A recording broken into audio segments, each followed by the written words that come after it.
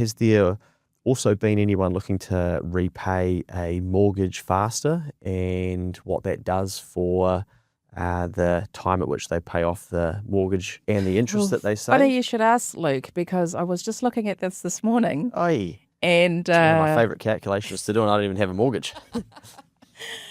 yeah, so I was looking at a scenario where we've got a $500,000 mortgage at 5%, and they're paying this down over 28 years.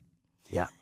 Now, if they could put an extra $100 a week into that mortgage, they would pay it off 8 years sooner, and they would save themselves $123,000 in interest. Yeah, nice. And that 123K has to be paid from after-tax income. So you go out and you make your money, you pay your tax, and then you pay for your interest costs with that after-tax income. So that is a lot of income you don't have to earn in the future to pay tax on to then clear down Probably your like interest. $200K. Yeah, easily. Yeah. Yeah.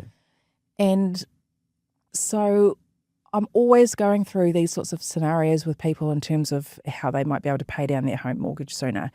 Because I think that everyone understands, like, of course, if we put more money into our mortgage, we're going to pay it off sooner and we're going to save money. Like, everyone kind of gets that concept. But it's not until you actually go through the exact numbers of your own situation that you go, you know, because a lot of people might think, oh, don't really have an extra $100 a week.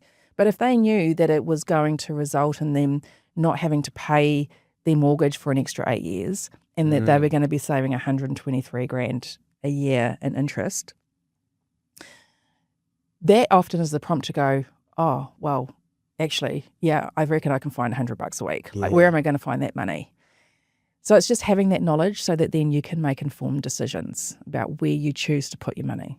You know, it's funny because I did some content recently about one of the avenues that I figured out how to make some more money when I was a young fella is working public holidays. I'm like, yo, you're going to pay me time and a half and give me some of this time and lose shit? What the hell is this? Like, why don't I get this all the time? Yeah. Anyway, I'm like, yo, give me every public holiday. I will be there. I'll be the first one there and the last to leave. Yeah. And people say, oh, so you think you're just telling people to do even more work.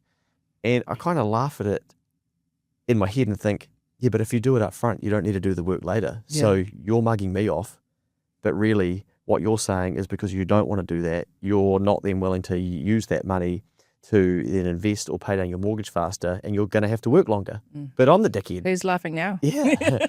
So if we don't have $100 a week, okay, I completely get it. But what if you could find a way where you do make an extra $5,200 a year in some way, shape or form after tax, and then you go, right, that's our pot of cash, and then that becomes your auto payment of an extra $100 a week.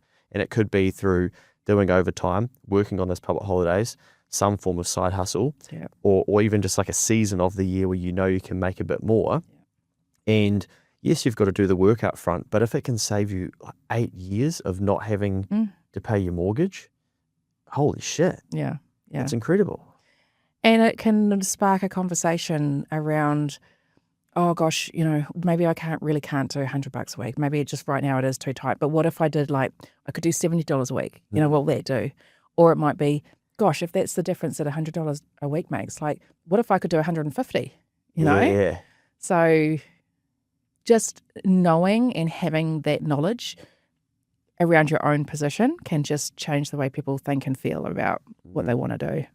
I think there's a blend too of still living your life, right? Because I do those calculations and then I go, oh, what if it is 200, not 100? I'm like, what if it's 300? And then I'm like, what if I don't eat anything at all, sleep in my car?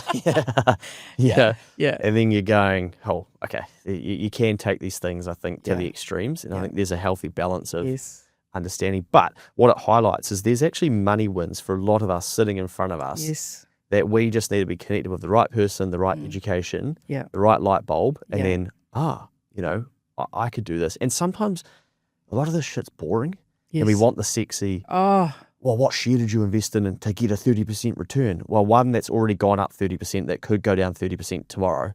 So maybe just focus on clearing down your mortgage faster or something that you know you're going to have a guaranteed win from. Yeah.